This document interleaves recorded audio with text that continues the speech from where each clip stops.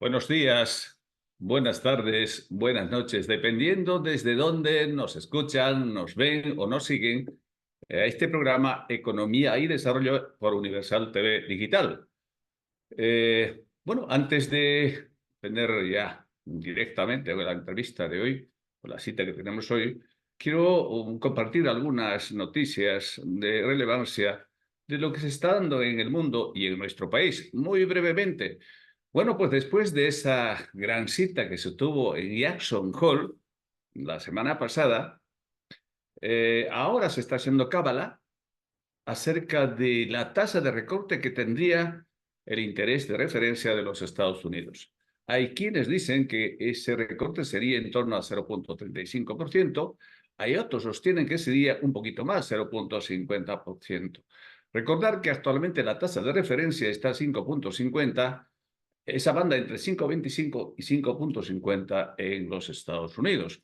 La última tasa de inflación reportada en julio es de 2,9% y la tasa de inflación subyacente, excluyendo en este caso alimentos y energía, alcanzó 3,2%. Estos son los datos que de alguna forma están sirviendo para que los analistas dijesen o comenten de que la tasa de descuento o referencial de Estados Unidos sufra un recorte significativo. Inicialmente se pensaba que sería apenas 0,25 puntos básicos. Sin embargo, a la luz de los nuevos datos y a la luz también del último dato de crecimiento económico de Estados Unidos, en torno al 3%, justifican de que ese recorte sería 0,35, incluso un poco más, o 0,50. Por lo tanto, hay que seguir lo que será en septiembre, porque es la próxima reunión del Consejo Directivo de Mercado Abierto de Estados Unidos, en este caso de la FED, y ahí se sabrá exactamente cuánto será ese esperado recorte de la tasa de interés en ese país. Luego, también tenemos una noticia que de alguna forma tiene que ver igual con Perú. El último informe que se tiene en el Departamento de Agricultura de los Estados Unidos se refiere a la producción de café en el mundo. Quizás sobre esto con nuestro invitado podamos también hablar un poquito. Se estima de que hay en el mundo 40 países que producen el café, de los cuales el 56% de producción mundial se concentra básicamente en dos países. Brasil produce el 39,7% de esa producción. Vietnam tiene el 16,5% de la cuota de mercado de producción mundial. Luego está Colombia con 7%, luego está Indonesia con 6%, está también Etiopía con 4,7% y más abajo, Perú. Perú está con 2,4% de la producción mundial de café. Así que ese es el ranking mundial de producción de café, bastante lejos nosotros como país respecto a esos grandes productores de café en el mundo, producto que está teniendo una creciente demanda global. Estos días, como estamos siguiendo muy de cerca las dos guerras que se están dando en Medio Oriente, por un lado, y por otro, digamos, en la Europa del Este, bueno, pues ha salido una noticia fresca y tiene que ver con la posesión de ojivas nucleares en el mundo. También se ha publicado estos días el ranking mundial de países de quienes poseen la mayor cantidad de ojivas nucleares o cabezas nucleares actualmente. Este dato es dato de este año, 2024, y esa lista de países que tienen la mayor cantidad de ojivas nucleares es Rusia. Rusia, según esta información de esta lista, está o posee 5.580 ojivas nucleares.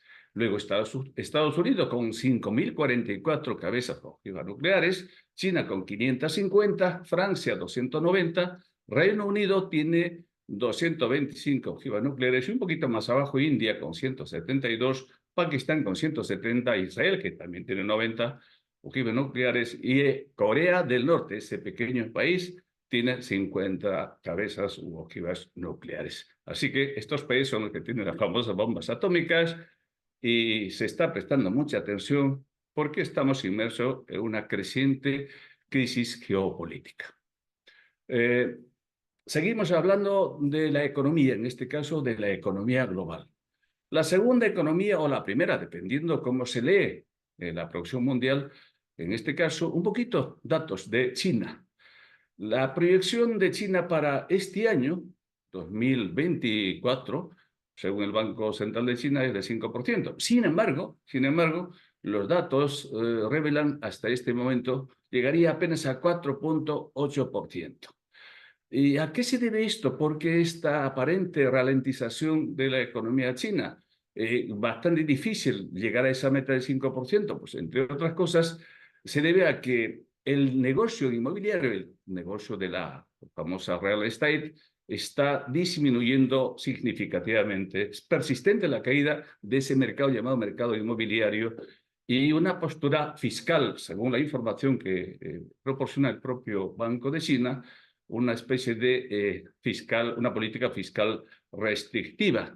Así que esto es un tema que preocupa mucho y que ese dato de una caída de la economía china también se está reflejando en los mercados financieros del mundo entero. Por lo tanto, creo que vale la pena seguir de cerca lo que será finalmente en los meses que resta de este año, a ver si China llega a alcanzar esa meta que se había previsto de 5% para este año 2024. Leía esta semana, apenas hace un día atrás, lo que está pasando en la economía mexicana. México hasta hace poco estaba teniendo un crecimiento muy fuerte, pero resulta que estos últimos meses, entre junio a la fecha, en este caso agosto, ese crecimiento pujante que tenía se está enfriando, se está ralentizando. El segundo trimestre del año 2024 ha crecido apenas 0,2%. Y eso no es bueno, es decir, entre abril y junio alcanzó un crecimiento muy mediocre, muy débil, como decía, de 0,2%. La meta de crecimiento es muy difícil que alcance porque inicialmente el Banco de México había previsto crecer este año en 2,4%. Sin embargo, esa perspectiva de crecimiento o esa meta de crecimiento se ha ajustado a la baja y se cree que este año solo crecería en torno a 1,5%. Entre otras cosas, esto puede deberse a que actualmente se está generando un movimiento bastante curioso a partir digamos, del impulso de la reforma constitucional que el presidente AMLO está llevando a cabo. Para el año 2025 tiene una proyección mucho más pesimista. Se estima que la economía crecería apenas en torno a 1,2%. Es la segunda economía más importante de América Latina, por lo tanto creo que merece la pena prestar mucha atención. La guerra comercial entre Estados Unidos, Canadá y la Unión Europea se agudiza, en este caso con respecto a China. Los datos ya están prácticamente expuestos, ya todo el mundo conoce más o menos, y los datos son realmente crueles, crueles en el sentido de los aranceles que está poniendo en marcha estos países. Estados Unidos, por ejemplo, para la importación de vehículos tiene 100% de aranceles, eso es gravísimo. Luego, para la importación de chips, 50% de aranceles, otros equipos 25%. Esto es en el caso de Estados Unidos. Y Canadá no se queda atrás.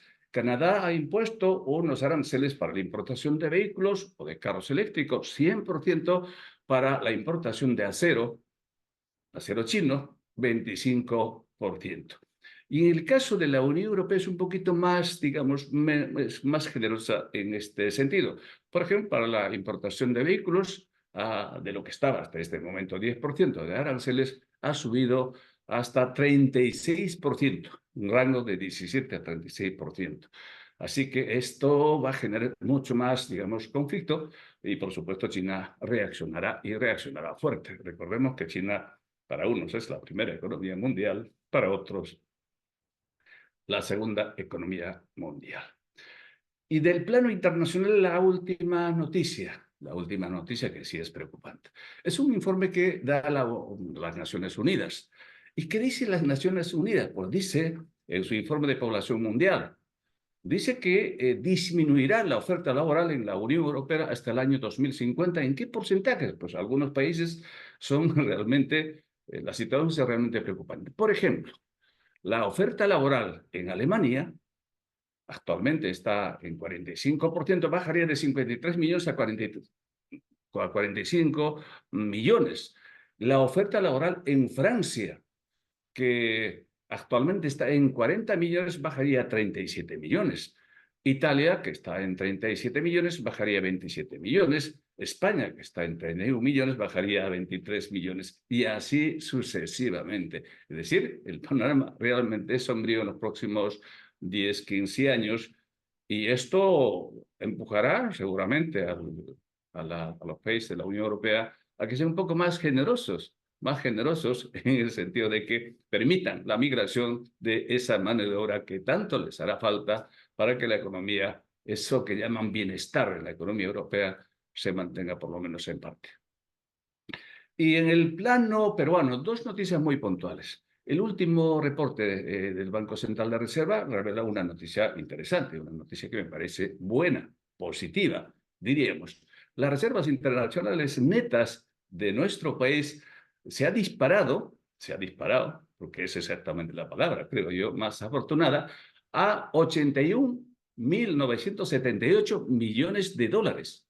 Bueno, esto estaba en julio, 74.000 millones. Ahora este reporte es del 28 de agosto de este mes. Por lo tanto, hay un incremento de casi 7.000 millones de dólares. Eso es una buena noticia. Esto en términos de PBI más o menos representa el 29% del Producto Bruto Interno de nuestro país. Es una buena noticia en ese sentido. Y finalmente, el caso de Petroperú. El caso de Petroperú está dando que hablar muchísimo. Los distintos medios están recogiendo en primera plana ese comunicado reciente que ha publicado el actual directorio de esta empresa, pero desafortunado, lamentablemente. Yo tuve la suerte de leer el contenido de ese comunicado y tiene una serie de desatinos, diría, por decirlo generosamente. Porque primero, Petroperú no está en quiebra, tiene un patrimonio neto positivo de 1.500 millones de dólares aproximadamente, tiene unos activos netos, activos fijos, o sea, bienes, maquinarias, inmuebles, su refinería, valorizado en torno a 7.800 millones de dólares. Efectivamente, tiene un capital de trabajo negativo en torno a 2.000 millones de dólares, eso es perfectamente manejable, tiene una deuda de más o menos 3.000 millones y un poquito más, que tiene vencimientos de plazo de 15 a 30 años. Sin embargo, la actual dirección le pone un poco tres opciones al gobierno central. Le dice, oiga usted, ¿va a seguir poniendo más dinero a la empresa o no? Esa es una primera pregunta que le hace. O sea, interroga al gobierno central en esos términos. Segunda propuesta, decídase usted, o lo quebramos o está quebrado. Eso significa liquidación total. Y la tercera opción le plantea al gobierno central, estos señores del directorio, y le dice, mire, si no, usted acepta estas dos opciones, pues díganos que tenemos que reestructurar y para eso hay que contratar empresas especializadas, que sean empresas internacionales, que conozcan reestructuración financiera. Realmente, además de tener un contenido ofensivo, un contenido absolutamente sin sentido, este comunicado es muy cuestionable, por decirlo generosamente. Yo tengo la suerte de conocer Petroperú y sigo de cerca sus cifras. Hemos publicado una serie de documentos, tengo varios artículos escritos en torno al caso Petroperú y la verdad es que mienten los miembros del directorio y ese comunicado no tiene ningún sentido si uno se apega estrictamente a las cifras que tiene actualmente Petroperú. Bueno, pues ahí lo dejamos. Sobre esto seguramente seguiremos hablando los próximos días. Bueno, pues decía al principio que tenemos un invitado especial. Y estoy hablando de Alfonso Velázquez, un profesional de altísimo reconocimiento, de mucha trayectoria. Ha sido ministro de Estado, ha sido director ejecutivo de una serie de programas, por ejemplo, Sierra Exportadora. Es ingeniero de profesión, actualmente asesor, no sé si es principal o no, pero es asesor directo del Ministerio de Agricultura y Riego, creo que es el ministerio. Así que hablaremos un poco de la agricultura, la economía peruana y con una mirada también de América Latina, porque hoy hay que compararnos con otro país, cómo están las otras economías de los países más cercanos al nuestro y veremos, a ver, qué está pasando. Bienvenido, Alfonso. Encantado de tenerte aquí en Economía y Desarrollo. Gracias, Alejandro. Realmente interesante esta introducción técnica, económica análisis económico y tu visión que has planteado. Muy bien, una visión mundial, aterrizándote en tus puntos de vista sobre nuestro país, nuestro Perú. Gracias, Alfonso. De verdad, encantado de estar contigo aquí. Un poquito una mirada tuya, una mirada producto de tu experiencia, de tu conocimiento. ¿Cómo ves la marcha de nuestra economía? ¿Cómo ves la economía peruana? En una apretada síntesis, ¿qué te parece? ¿Por dónde estamos yendo? ¿Cuál es el futuro que nos depara? Bueno, tú has dado una respuesta contundente, ¿no? Pocos países en el mundo, y en Latinoamérica ninguno, puede mostrar una, una reserva tan apoteósicamente importante como la que tiene el Perú. Eso denota que las cosas en temas macroeconómicos se están haciendo, como no decir bien, se están manejando adecuadamente. Y si comparamos también el crecimiento del PBI nacional respecto al PBI mundial, el PBI europeo, estamos ahí, no estamos abajo, estamos en el promedio más alto del crecimiento, ¿no? Con un 2,5%. Este año se prevé llegar al 3%. Sin embargo, la coyuntura política determina pues estos comentarios políticos que afectan la conducción económica, porque podríamos ser menos agresivos en cuestionar, y estoy hablando como empresario que necesito una estabilidad en mi visión de crecimiento, de desarrollo de mercado, tranquilidad para generar oferta, recursos para darle a mis proveedores que me puedan abastecer de productos y comercializar. Yo sigo vinculado familiarmente al tema de la agroexportación. Y ahí estamos, ¿no? Ha sido un año malo por la coyuntura del cambio climático, los fenómenos extra esperados, desbordes de ríos, lluvias, nos han afectado.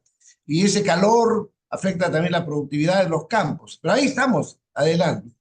Entonces, para terminar esta parte, entonces creo que podríamos estar mejor con una mayor inversión, pero ese ruido determina que no llegue la inversión que permita que ese 2,5 3% pase a 4 a 5 como debería ser.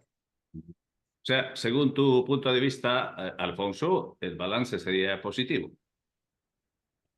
Estamos creciendo pese a los malos momentos que hemos tenido. Los sectores se están reactivando, el sector minero se ha reactivado, las minas se están destrabando. No sé si has leído, creo que tú vives fuera, Alejandro, hace tiempo, tú vives fuera del Perú, estás en Estados Unidos, creo, Bueno, estoy por pero ahí un poquito. ya vas y vienes, ¿no? Pero esa noticia de que después de tantos años, los proyectos como Chavimochic, como Majes, como Chinecas, están comenzando ya a caminar, denota pues que hay cierta estabilidad en las propuestas. Me llamó la atención el gobernador de Arequipa en una exposición Arequipa caracterizada en nuestro país por ser siempre rebelde, como siempre Arequipa, muy regionalista, una exposición, a mi parecer, didácticamente importante del gobernador, indicando por qué, cómo, cuándo y hacia dónde vamos con su gobierno central. Eso no se veía hace tiempo. Claro, Entonces sí, es sí, sí, importante reconocer. perfecto. Alfonso, casi siempre yo escucho la declaración del presidente del Banco Central de Reserva y los ministros que se suceden periódicamente, después de algunos meses viene uno, se va otro, viene uno, se va otro, y una esa alta rotación. Suelen decir que tenemos una fortaleza económica muy importante, ¿no? Tenemos indicadores muy buenos, como por ejemplo el déficit fiscal, la deuda pública, pero esa fortaleza económica del que muchos se ufanan, algunos funcionarios del Estado. Sin embargo, eso, Alfonso, realistamente, tú que conoces ser exportador, tú que conoces el Perú real, no el Perú virtual, oye, pues los indicadores sociales son dramáticos, ¿no? Dramáticos. Hace poco ha salido un informe del INE acerca del tema de anemia, de desnutrición crónica en el país, de niños de 0 a 5 años. El tema del hambre es increíblemente creciente, el tema de la pobreza cada vez. Entonces, como que no se corresponde, ¿no? Yo creo que algo falla aquí, o estamos interpretando mal los datos, o es que quienes nos dicen no leen bien lo que está pasando en el país. Alejandro, es importante esta pregunta y creo que tú me encanta lo que te he escuchado, esa claridad de transmitir. ¿Sabes qué nos falta, Alejandro? Gestión. El gobierno central tiene que lidiar con sus regiones y no necesariamente el gasto lo hace el gobierno central, sino que se transfiere, se dan partidas para que el desarrollo se avance. Entonces, cuando llega el dinero, es eso, ¿me lo muevo o no lo muevo? ¿Cómo es para moverlo? Es algo que nos tiene desesperadamente atrasados. El nivel de corrupción que existe en los niveles de la gestión de las inversiones. Entonces, nadie mueve si es que no hay primero la compensación, me imagino, ¿no? Recuerdo que en algunos gobiernos anteriores, tú recuerdas que venía colaboración del exterior, vengo a entregarte 50 millones de dólares. ¿Cómo es para aceptarte la donación? Entonces, ese es algo que tenemos que cambiar. Cuando eso desaparezca, podamos dar inicio a este proceso pues, de gestión, porque recursos hay, dinero hay. Si tú miras, y es fácil ver en el sistema del MEF, cómo no se cumple, no se termina de utilizar, para hablar de temas más sencillos, no se termina de utilizar los recursos disponibles que vuelven al gobierno central por falta de utilización, de uso, ¿no? Sí, pues, Recursos claro. hay, y el tema de la anemia. Yo he trabajado, recuerdas, creo que Rafael Valencia Dongo fue tu amigo. ¿Lo conociste a Rafael Valencia Dongo? Sí, Rafael sí. Valencia Dongo, congresista por Arequipa también, trabajó un proyecto de lucha contra la anemia y la desnutrición crónica infantil con fondos de Nestlé. Increíble, Alejandro. Venía Nestlé y decía, gobernador, tiene usted acá tantos millones, apliquemos obras por impuesto. No aceptaban, no se podía avanzar. Y uno, y segundo, la anemia es costumbres, ¿no? Costumbres. Tú puedes quitarle la anemia a una comunidad, pero si se descuidan, si es que no incorpora a la familia, a la madre, la desviación positiva que se tiene que lograr en el agua. Nadie podría, solamente con sulfato ferroso, yo he estado con 7,5% de hemoglobina. Me curaron en 60 días con sulfato ferroso. 7,5, ¿ah? 7,5. Entonces, es fácil trabajar, pero también el cambio social es determinante. Entonces, son pendientes. No puedo negar que hay que trabajar mucho en indicadores. Yo soy presidente de Juntos también. Acuérdate que cuando empecé yo como presidente de Juntos el año 2005, tú estabas cerca por ahí, la pobreza estaba en 50%, 53%. Juntos inició este proceso de reducción en base al efecto multiplicador del dinero. Los 100 soles que llegaban generaron un efecto de compra de alimentos, compra a la bodega, al almacén, a la fábrica. Eso nos está faltando y el atraso está en la lentitud de la gestión por todo este tema de cómo agarro lo mío y cómo lo guardo. Eso es lo que nos tiene, Lo pues, que pasa disculpen es la que palabra, fregados. ese periodo entre el año 2002, 2005, 2006, 2007, la economía crecía en torno a 6,5, 7%. Entonces eran porcentajes suficientemente altos que permitía reducir la pobreza, el desempleo, ¿no? Pero en estos tiempos, creciendo a 2,5%, se destruye empleo, se destruye empleo. Así, hay suficientes evidencias de que Así efectivamente es. hay más desempleo que antes, ¿no? Entonces, ahí está esa la contradicción. Por eso, cuando los funcionarios, altos funcionarios, quienes son los que manejan, y tú sabes perfectamente, Alfonso, política económica del país, pues no es la acertada, no tiene rumbo claro. Como consecuencia de eso, y acaba de sacar el dato de la FAO, y sobre eso hablaremos, tiene que ver con la agricultura. 17.600.000 peruanos están en situación de inseguridad alimentaria moderada o grave. Podía ser 15 millones, podía ser 12 millones, por eso es tremendo, ¿no? Puede haber ese margen de error de más menos 10%, pero hoy estamos ante un escenario realmente dramático. Y cuando uno escucha al ministro de un determinado sector, dice que estamos comiendo muy bien, no necesito cenar porque yo como suficiente en la mañana y el mediodía, me basta eso, me parece ofensivo, ¿no? Entonces, ¿cuál es tu lectura? Tú que estás ligado al sector agricultura, ¿cuál es tu lectura sincera, Alfonso? Sincera, porque necesitamos decir las cosas por su nombre, ¿no? Porque tenemos siempre la costumbre de decir las cosas a media voz, un poco así, medio descafeinado. ¿Cuál es tu punto de vista, Alfonso? Bueno, es importante enfatizar un punto, ¿no? Cuando la FAO indica de que 17 millones de peruanos estamos en inseguridad alimentaria, hay que leer también el concepto de la inseguridad alimentaria, que implica que no necesariamente estamos comiendo lo que necesitamos comer, ¿no? no estamos demandando lo que es mejor en cuanto a salud y en cuanto a nutrición, porque también muchas veces la elección del gasto va hacia temas que no son necesariamente nutritivos, ¿no?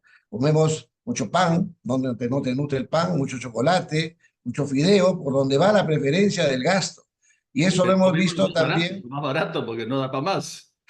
eso lo hemos visto en época de juntos, el dinero, sí, generó un efecto multiplicador importante, pero la demanda fue hacia estos productos que estamos comentando, ¿no?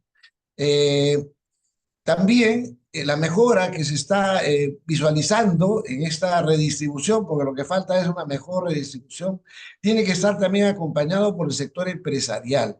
Hoy el sector empresarial está pidiendo, y muy bien, eh, tener nuevamente una ley de promoción agraria. Esta ley que permitió este boom agroexportador que vive el país, porque hay que reconocer que somos un país de mayor crecimiento. En agroexportaciones hemos crecido el doble del promedio mundial. Hoy falta que este boom llegue a las comunidades, llegue a las huestes productivas, como yo llamo, a las comunidades, las asociaciones, con sus gobernadores y sus alcaldes trabajando para prepararse a darle la bienvenida a esta necesidad de nueva oferta que necesitan las empresas. Este encuentro del mundo moderno con la agricultura tradicional va a permitir una mayor y mejor distribución también de recursos económicos generando bienestar.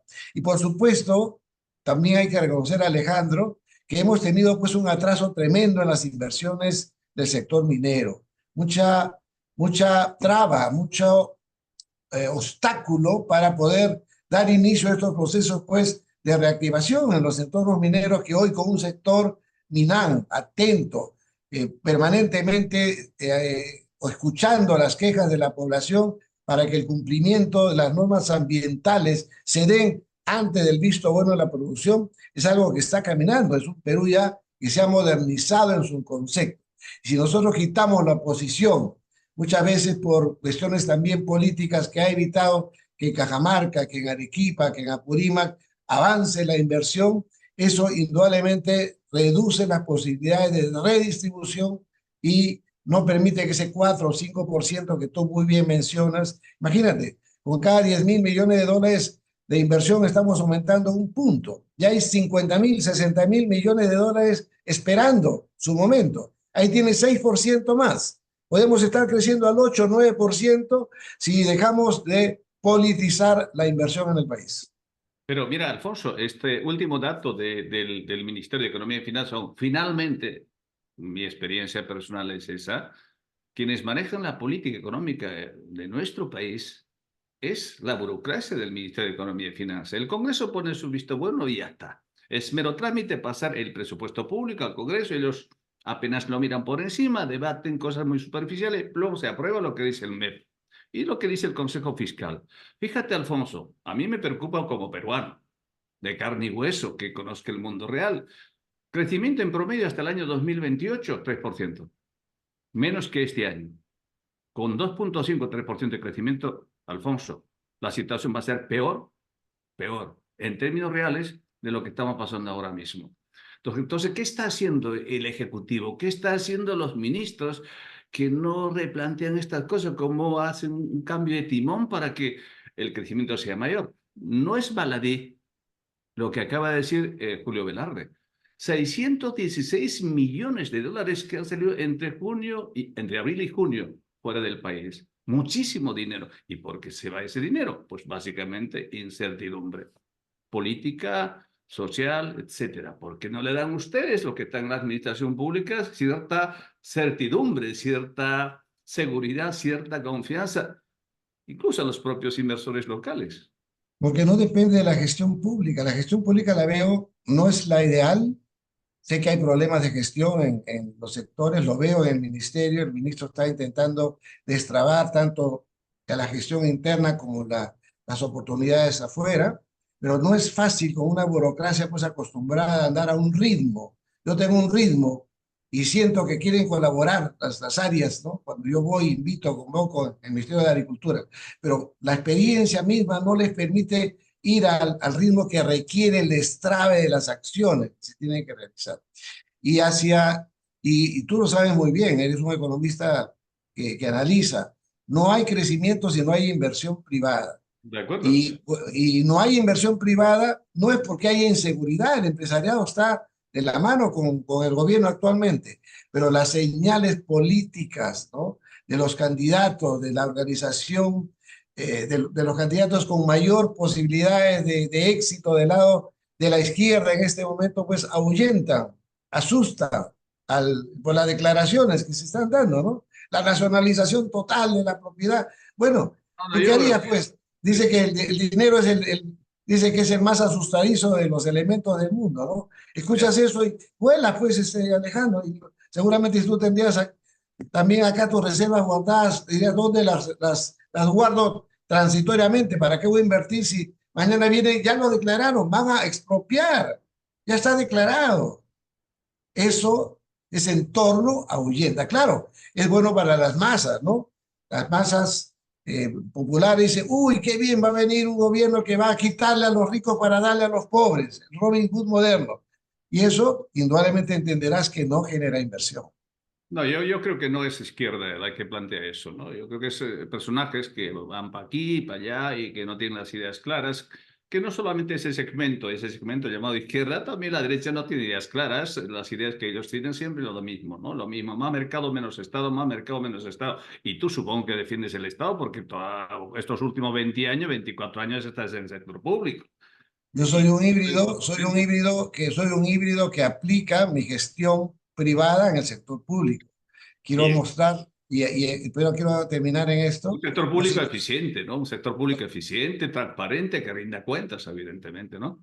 claro, los indicadores, los últimos de cierre exportadora, fantásticos, ¿no? Crecimiento en ventas, en inversión, buena gestión. Claro, yo me alegro por eso. El arándano, que es el gran boom, sale de esta gestión con políticas públicas pensando en grandes, medianos y pequeños empresarios agrícolas. Debiera ser no solo de los arándanos, pues otrora eran los espárragos, luego viene el tema de los arándanos, luego viene el tema de la palta peruana, en fin, hay tantos productos peruanos Seguimos que están en los primeros puestos. y seguimos creciendo. ¿Ah? Ya viene la granada, estamos ¿Eh? entrando con la frambuesa, la cereza, variedades de frijoles que estamos trabajando. Estamos pensando en la selva, Alejandro, vamos a trabajar el azaí junto con el uburao. O sea, desde agricultura tenemos una visión que debería pues convertirnos en la locomotora para que el resto de sectores se cuelguen. Pues si hacemos azaí o hacemos frambuesa, hay que darle valor agregado, más plantas de congelado, deshidratadoras, liofilizadoras, ¿no es cierto? Estamos en eso. Fletes, salida o sea, con algo hay que reactivar. Y No, realmente la única forma de reactivar es vendiendo y produciendo lo que el mercado quiere y demanda.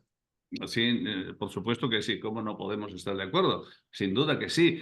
Hay un tema que a mí me preocupa porque conozco el campo, conozco, no tanto como tú, pero conozco algo porque tengo familia que está metida en la producción del maíz, por ejemplo. Y son pequeños agricultores, son agricultores familiares, pero esta gente, por ejemplo, necesita capital de trabajo, necesita, qué sé yo, semilla, necesita contratar un tractor, necesita abono, necesita peones en pequeñas hectáreas, pero producen maíz, producen la quinoa, producen el anís o producen, qué sé yo, albercas para el mercado. Sin embargo, sin embargo, eh, por ejemplo, siempre toman dinero de una caja, de una financiera, de una cooperativa, de un microfinanciero como mi banco, de una caja municipal, de una caja rural. Y tú sabes perfectamente una tasa de interés que cobran a un pequeño agricultor. Estas cajas están en torno a 30-35% como mínimo. Y además le piden la garantía de un bien raíz de su casa, de su terreno que esté totalmente saneado. Con una tasa de interés de 35% de una deuda a 6 meses, a un año, se puede salir adelante, se puede hacer negocio, se puede realmente crecer. Yo digo que no. Tú que conoces el campo mucho más que yo, ¿qué te Sí, parece? no, es terrible, pues claro. El riesgo para ellos es alto, son capitales del sistema financiero, pero quiero darte una buena noticia. A ver, a ver, a La ver. buena noticia es que ahora Agrobanco, reforzado con capital de crédito que está poniendo el Ministerio de Agricultura del Fondo Mi Perú, Agro Mi Perú, está prestando para asociaciones, Si en tu comunidad todo ese grupo de productores de anís, de quinoa, de lo que fuera, se integran en una asociación o una cooperativa de corte moderno, la tasa de Agrobanco, Alejandro, es de 3,5% anual. Repito, 3,5% anual. Y están en capacidad cada vez mejor el Agrobanco porque ha tenido una buena gestión en los últimos años. Y quiero mencionar a Edgar Quispe, presidente de Agrobanco, hoy viceministro de PYME en el Ministerio de Producción, todavía sigue en el directorio con esta lógica coherente de asociatividad, ha logrado recuperar préstamos que estaban poco cobrables, el capital y el patrimonio del agrobanco ha subido 3,5% siempre y cuando la asociatividad exista, que no sea ficta, que exista realmente, que tenga 6 meses de antigüedad de creada y que puede prestar hasta para si tú tienes un pozo hecho desde la bomba, riego tecnificado, capital de trabajo, capital para comercialización, hay recursos para apoyar a las pequeñas y medianas unidades productivas, no para la gran empresa, indudablemente. En algún momento hasta la gran empresa prestó en Agrobanco. Hoy hay una focalización de la atención para evitar que eso suceda y que se le preste realmente a los grupos organizados, asociados, como una forma de incentivar la asociatividad en nuestras zonas de menor desarrollo. Pero dos cosas sobre eso, Alfonso. Primero, si se presta 3,5% anual, pues el banco está perdiendo dinero, porque la tasa de inflación anual en términos reales debe estar entre 4%, 3,5%. En realidad, el banco está prestando dinero gratis, lo cual no me cuadra. Algo pasa ahí. 3,5%, tasa de inflación igual 3%, el empresario o el agricultor estaría beneficiado en ese sentido. No hay negocio para el banco, estaría subvencionando prácticamente el 100%, incluso con riesgo de pérdida. Segundo tema, desgraciadamente la cultura del pequeño agricultor, y tú sabes perfectamente, los microagricultores, los pequeños agricultores, la agricultura familiar no es tan proclive a las asociaciones. Muy difícil que se junten unos con otros porque hay celo, porque hay una serie de cosas, hay cultura de trabajo individual. Entonces, lograr que se organicen, se asocien en torno a un, digamos, a un gremio, harto complicado, ¿no? También es una barrera eso, ¿eh? ¿Y por qué no a un individuo que tiene 1 hectárea, 2 hectáreas de terreno? ¿Por qué no prestar a esa tasa? ¿Por qué le pones una condición de asociatividad y con 6 meses de antigüedad? ¿Por qué no? Bueno, porque hay que, cuando Si te algo, garantizo yo con mi terreno, ¿por qué no me prestan a esa tasa? cuando algo no funciona en el cuerpo humano hay que cortar, ¿no? La historia lo dice, lo dice. Entonces, sí, seguramente hay una pérdida financiera prestando una tasa baja, pero tienes que sacrificar algo si quieres lograr otro éxito. Hoy lo que tenemos que alcanzar es la asociatividad. No hay otra forma que el pequeño productor peruano salga adelante. De dos hay algunos, pero la gran mayoría es de 1 hectárea o menos en el país, en la pirámide de estructura de la propiedad. Y a esa de menos de 1 hectárea es imposible pues, que puedan ir adelante si no se integran. Ese es un subsidio del gobierno para fomentar la asociatividad. Sacrifico, pierdo, pero no te doy, no te regalo el dinero por regalar. Te obligo a que te asocies para que puedas utilizar tu terreno y trascender productivamente. Voy a Ahora, perder, Alfonso, una pero pregunta gano puntual. en la asociatividad. Una pregunta muy puntual. ¿Pueden asociarse agricultores que producen, por ejemplo, unos maíz, otros anís, otros fresa, otros, qué sé yo, zanahoria? ¿Pueden con distintos rubros No, asociarse? tiene que asociarse por tipo de producto. Por tipo de... Por ejemplo, Obvio, esa es otra obvio, barrera. Esa es obvio, otra, porque casi obvio. siempre, mira, yo vengo de la zona de Apurímac, Andahuaylas, como toda la zona de Abancay, grandes productores de palta, productores de quinoa, productores de maíz. Hay gente que produce quinoa, hay gente que produce maíz, hay gente que produce anís, hay gente que produce fresas. Oye, ¿cuántos productores de fresa que quieran agruparse? Harto complicado. Entonces, yo creo que no están viendo el mundo real como realmente funciona, ¿no? Eso es lo que he visto, ¿eh? Yo no sé, a lo mejor pues tú tienes otra lectura, ¿no? Bueno, pero ¿queremos seguir igual o queremos cambiar?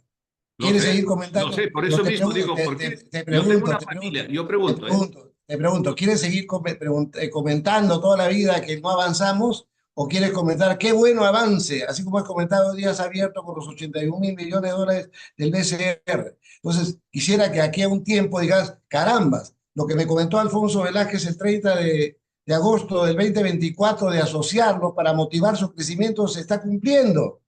Qué bueno que el gobierno haya subsidiado con tasas bajas que estimulen. Por algo tienen que asociarse. Estamos seguros y se está dando, porque haya utilización de este crédito, que justamente esta tasa baja es el elemento aglutinador para que se asocien. Es difícil que se asocien. Si tú ves mi historia, desde hace 40 años yo hablo de asociatividad y normalización, Muy los bien. pilares de la competitividad, pero no puedo asociarlo por reclamación, tiene que haber una motivación. Esta tasa sumamente barata, criticada por algunos estudiosos como tú, pero es un No, estímulo, Alejandro, yo un no estoy estímulo, criticando. un subsidio, un subsidio, un subsidio para que se logre esta asociatividad. Ya, Veamos, veamos, veamos claro. que deja que pase. Claro, no hay tanto para darle pues a todo el Perú, pero los 600 millones de soles que hay para este piloto exitoso que tiene recuperación, está recuperando, o sea, está Me parece creciendo. bien. Pero Eso es ojo, importante. cuidado, Alfonso, cuidado, Alfonso. Mira, si la banca privada, las microfinancieras que financian precisamente a esos pequeños agricultores, están cobrando el 30% y resulta que Agrobanco cobra 3,5%, hoy pues ahí va a haber una guerra, ¿no? Una guerra a morir. Así que tener mucho cuidado. Yo no sé si de qué vivirán Pero, esas pero, otras financieras. pero tiene derecho a cobrar 30% porque es su dinero y es su riesgo, Lo sé, ¿no? pero Es es su que riesgo. Entonces, cobra, así que tú estás comentándolo, ok. Deja ahí esos 30%, 20 acá y asóciate. A ver, prueba con esta tasa para que realmente no trabajes para el banco. No pierdas tu propiedad por una tasa tan alta. Es una alternativa, Alejandro, hay que darle valor también. no, está muy bien, está muy bien. Yo lo estoy poniendo un poco en tapete, en escenario, esa realidad. Hay una brutal discrepancia entre la tasa que yo cobro y la tasa que cobra el competidor. Entonces, como que hay algo, ¿no? ¿Me entiendes? Oye, bueno, vamos a dejarlo allí porque es un tema que conozco medianamente bien. Podríamos seguir hablando seguramente toda la noche. Alfonso, ¿cómo ves tú América Latina? ¿Cómo están las cosas por el mundo, sobre todo en nuestro subcontinente? ¿Cómo va su economía, su agricultura, el tema de hambre? ¿Cómo están estos países cercanos según tu mirada? Bueno, lo sucedido en Perú, este lento crecimiento, este lento de volver al nivel productivo y económico de antes de la pandemia, sucede en toda Latinoamérica, ¿no? Todos los países han tenido mayor o menor impacto, pero ha sido devastador en todos nuestros países. Algunos están saliendo más rápidamente por políticas claras de desarrollo económico, no necesariamente el orden interno como el de El Salvador refleja un PBI interesante. He visto que El Salvador, que tiene una mirada exitosa en cuanto a control de desmanes y Seguridad.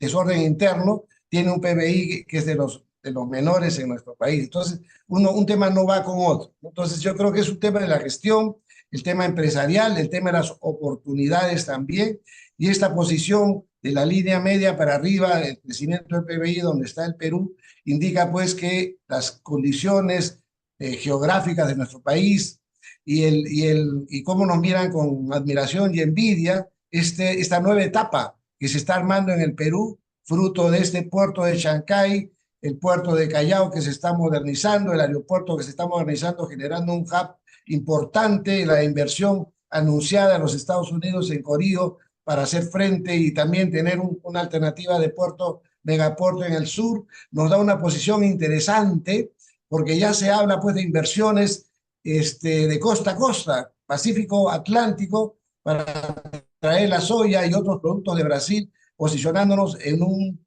punto central, neurálgico de desarrollo de negocios. Y eso significa inversión, significa eh, mayor servicio de salud, mayor servicio de educación. Estamos entrando en una etapa importante respecto al resto de Latinoamérica.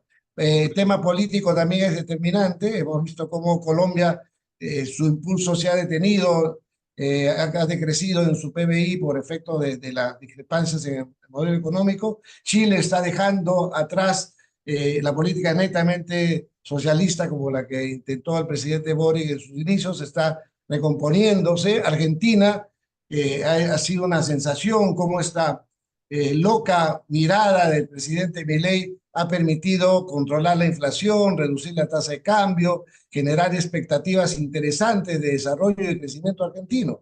Yo creo que hay que seguir con atención el modelo Milei porque ha sorprendido a propios y extraños. Bueno, no sé, esa es tu lectura, Alfonso. La mía es completamente distinta. Yo tengo datos ahí frescos de Argentina que creo que en otro momento podríamos hablar. Clarísimamente, es un modelo absolutamente desatinado para un país que tiene problemas sociales tan brutales, tan profundos como la que está mostrando actualmente Argentina. Cuando yo te escucho, pareciera ser que el Perú es un ejemplo del resto de países. Pero si somos el país con los No es, indicadores sociales que estamos encabezando en los rankings internacionales de desigualdad, de hambre, de pobreza. no es así, Por no, supuesto, todos. no es así. Se dan los indicadores, son malos, pero a ver, comparémoslo, estamos mejor que el promedio mundial, A ver, latinoamericano. datos al canto. Latinoamericano. Cifras al canto, Alfonso. A ver, Cifras al canto. Hambre. FAO. Último informe de la FAO. Primer puesto. Perú. Desigualdad. El país más bien, cuarto país del mundo más desigual. ¿Qué más? Uf, te puedo sacar datos. Un tercio de la población en situación de pobreza. 30%. Datos oficiales, Alfonso, que no estoy aquí inventándome nada.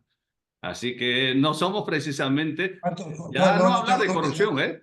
no tengo esa información. ¿Cuánto tiene Colombia? ¿Cuánto tiene Ecuador? Y por lo menos miremos a nivel grupo andino. Sin duda, menores que nosotros, en todos los indicadores, menores que nosotros. El nivel de vida, bueno, conoce seguramente mucho Colombia, Bogotá. Oye, punto de comparación, nivel de desarrollo que tiene Bogotá, estas ciudades de Colombia son, pues, oye, diferencias, pues, Ecuador, sin estar lejos. Cuando uno pasa la frontera, pues ves, nota la diferencia, ¿no? O sea, y esto tiene una lectura, en mi opinión. Quizá esté equivocado, Alfonso. Quizá esté equivocado, pues el modelo no funciona. El modelo de más mercado, menos Estado no funciona. El caso de Petroperú es un ejemplo cercano de por qué hay gente que quiere liquidar, desaparecer Petroperú sin tener los suficientes argumentos técnicos, económicos. Esto no es un tema político, es técnico. Y yo concuerdo contigo cuando decías en el Perú falta gerentes. Totalmente de acuerdo. Hay técnicos, pero no gerentes, que es diferente. Desafortunadamente, ¿no? Necesitamos buenos gerentes que tengan visión de país, que tengan sentido de Estado, que tengan sentimiento patriótico, que construyan país entre todos y para todos, pero no es el caso. Tu experiencia, Alfonso, cuéntanos. Bueno, es lo que tú dices. Yo soy un híbrido, como te dije hace un momento, Me que parece bien.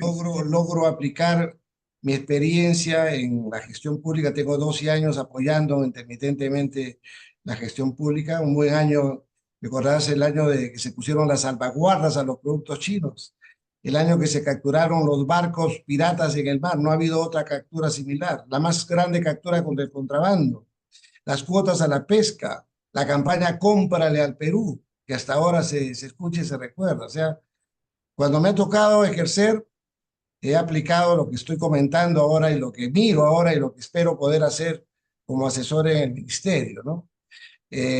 Ojalá que hubiera más privados en el Perú haciendo gestión pública. Sería mucho más fácil llegar a esos niveles de crecimiento que se espera y que necesita nuestro país.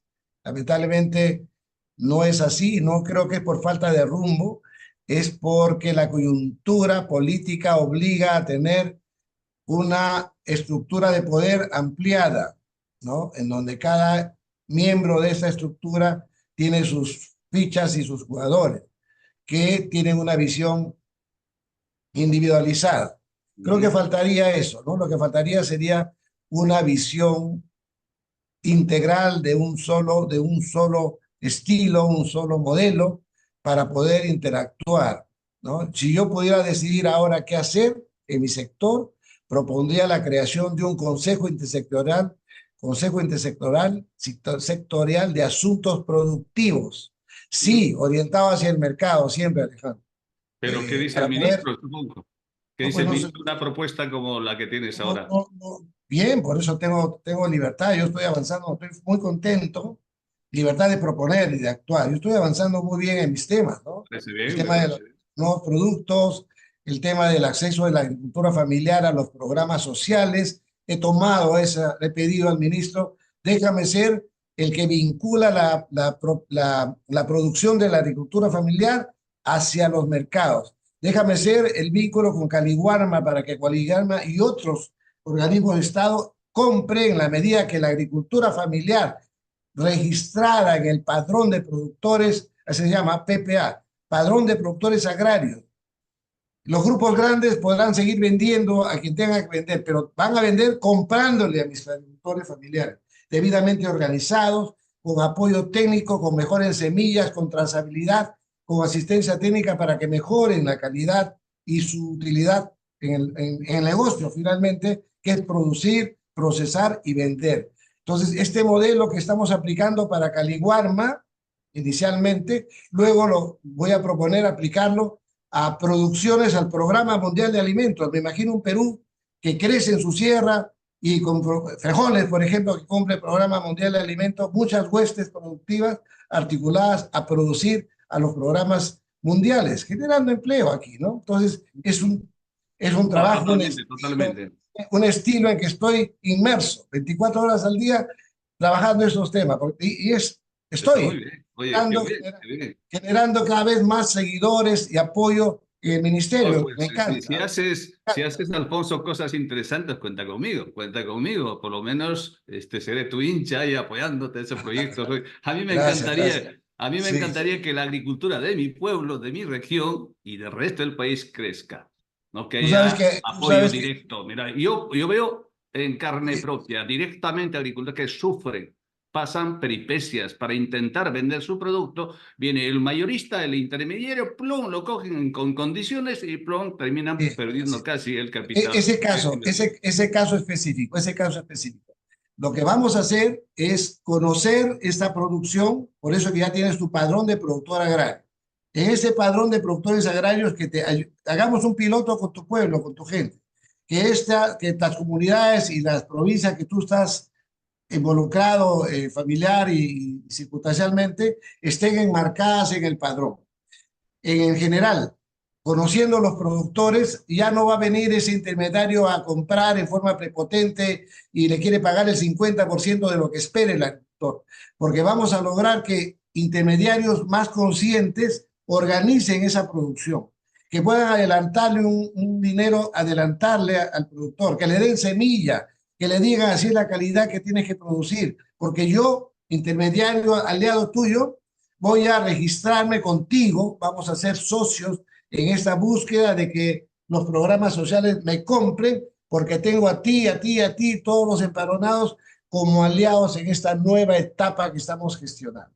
Ese es lo interesante de este cambio de gestión. No se hizo antes, pues. Bueno, Dirás, criticarás, pero estamos en una etapa que queremos transformar los mecanismos de acceso a la compra del Estado como una forma piloto de luego hacer un país productivo más grande donde el 90%, 95% de la propiedad de la tierra productiva, que es lo que falta incorporar, pueda ser parte de la dinámica de producir hacia lo que el mercado quiere y demanda.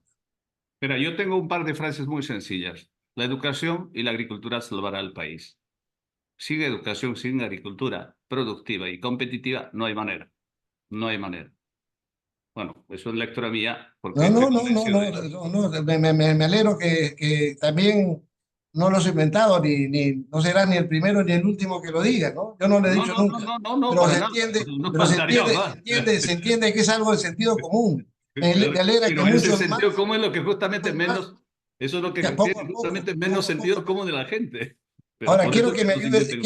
quiero que me ayudes con algo. Quiero que me Cuéntame. ayudes con algo. Eh, Te voy a pasar ahora la sistematización de la obra que se hizo, la obra en productiva en Sierra Exportadora en su momento, ¿no? ¿Me parece Quiero, bien? quiero contarte con alegría, Sincérate, sincérate, Alfonso, sincérate, Alfonso. Estamos entre amigos. hace tiempo ya, logramos que el embajador Carlos Pareja invitara a alcaldes de las zonas productivas, exproductivas de coca de la selva peruana. Fuimos de Sierra Exportadora a Washington, al Congreso norteamericano, querido Alejandro, a mostrar la producción con valor agregado del café y del cacao, chocolates, café tostado, mostrando al mundo entero, la CNN nos dio la vuelta al mundo, como alcaldes productivos. Nosotros desarrollamos el concepto del alcalde productivo, el alcalde que se dedica a articular, a formar cadenas, a no pensar solamente en fierro y cemento, sino cómo trascender produciendo.